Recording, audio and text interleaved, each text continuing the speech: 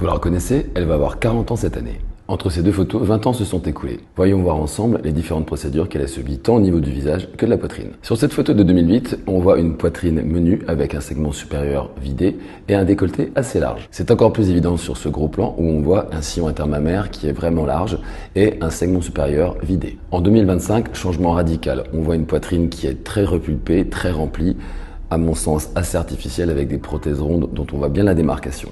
Sous cet autre angle, on voit vraiment un aspect de pièce rapportée avec une démarcation nette de l'ensemble des bords de la prothèse, des prothèses qui font vraiment très rondes et vraiment rajoutées sur le thorax avec un rendu très artificiel.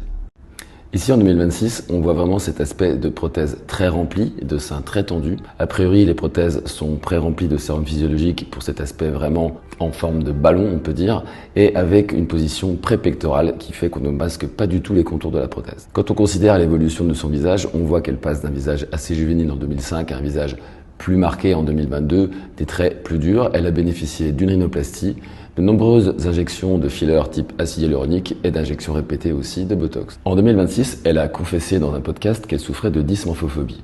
La dysmorphophobie, c'est le fait de n'être jamais satisfait de son apparence et surtout de prendre des petits détails qui vont devenir des complexes énormes, aboutissant à la multiplication de procédures chirurgicales ou médicales esthétiques avec souvent une insatisfaction chronique.